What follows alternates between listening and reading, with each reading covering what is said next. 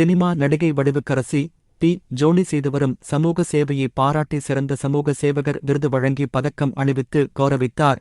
தமிழ்நாடு தொண்டு நிறுவனங்கள் கூட்டமைப்பின் 5வது மாநில மாநாடு சென்னை சாலிகிராமத்தில் அமைந்துள்ள பிரசாத் லாபில் வைத்து கடந்த ஞாயிற்றுக்கிழமை நடைபெற்றது. இந்த நிகழ்ச்சியில் மாநிலத் தலைவர், சுப்ரீம் கோர்ட் வழக்கறிஞர் ஆர். அசோக்குமார், செயலாளர் ராதாகிருஷ்ணன், மேனாள் உயர்நீதிமன்ற நீதியரசர் எஸ். கே. கிருஷ்ணன், முன்னாள் தமிழக அரசு செயலாளர் எம். விஜயகுமார், மேனாள் ஓய்வு பெற்ற காவல்துறை தலைவர் பிரதீப் பிலிப், முன்னாள் மாற்றுத்திறனாளிகள் நலத்துறை உதவி இயக்குனர் சார்லஸ் பிரபாகரன் முன்னிலையில் நடைபெற்றது. சினிமா நடிகை வடிவுக்கரசி, தமிழ்நாடு தொண்டு நிறுவனங்கள் கூட்டமைப்பின் கன்னியாகுமரி மாவட்ட ஒருங்கிணைப்பாளர் மற்றும் எம்ஸ் கல்வி மற்றும் சேவை அறக்கட்டளை மேலாண்மை அறங்காவலர் ஜோனி செய்து வரும் சமூக சேவைகளை பாராட்டி சிறந்த சமூக சேவையாளர் விருது வழங்கி பதக்கம் அணிவித்து கௌரவித்தார்.